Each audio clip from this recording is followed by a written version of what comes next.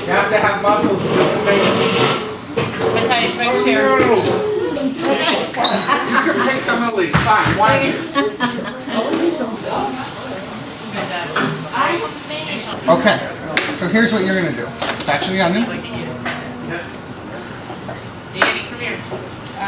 All these big leaves. Okay, I need you to pick off all the big leaves and then have it on here, okay? So I've worked in Long Branch School District for 11 years. I teach special ed. I teach science and math specifically. A lot of the time we will look like an odd project. We won't do something that's traditional. Instead of learning about plants or learning about photosynthesis, we grow the plants and the students test to see, where the plants will grow, or we'll measure how much water we give the plants, and the students will test their hypothesis. So we use sustainability to teach the lessons. It's a lot of exploring. It's not your traditional class where you sit and you read out of books and, you learn with the teacher with all the knowledge. The students are really working to discover the knowledge themselves. They're trying to find out, why things are happening. And when it comes from the students, it means a lot more. Oh, thank you. All right, Deb, I want you to get a peeler. Oh, there we go. Okay, perfect. I asked the superintendent if I could have a garden. We had this beautiful courtyard that was completely empty with nothing but grass. And I just asked, could I have a small garden in the courtyard? And he said yes. Well, eventually I found out other people in the district were doing other things. And we were brought together in this committee where we all connected what we were doing. It was all brought together. It was this small garden that just kind of exploded when we found out, there's things that we can do. Working with my administrators, we got box planters, we got raised beds for students with disabilities who can't lean down. We just started growing whatever we could, whenever we could.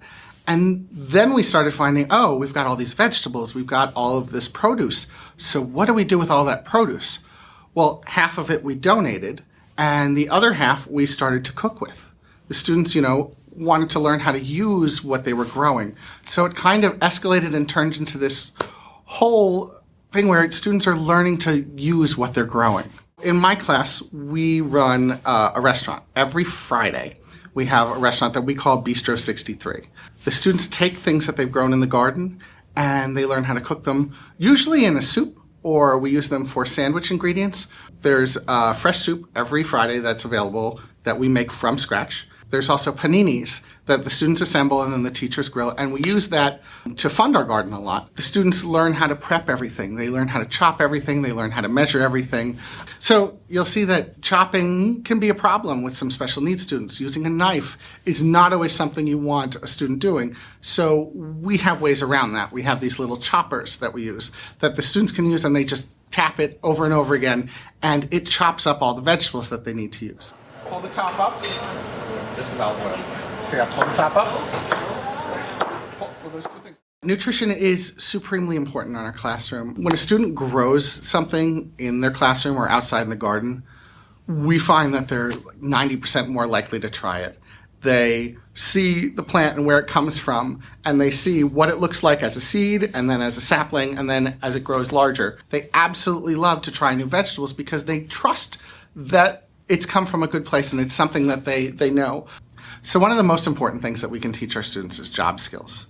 With that restaurant, with Bistro 63, on our Fridays, we've got students who are running a cash register. We've got students who are preparing meals. We've got students who are taking orders. We've got students who are making deliveries to classrooms. It's really the whole package. We've got each student, really learning, and learning by doing, which is the most important. I have 2 students currently who are working in restaurants. I didn't set that up for them. Their parents, realized what they were doing, and they took the initiative themselves. One of my students went on a job interview, and he got the job, which was just amazing. He had those skills, and he knew them so well that he was comfortable enough to just go and say, you know what, I want to work here. And here's what I know, and here's what I do.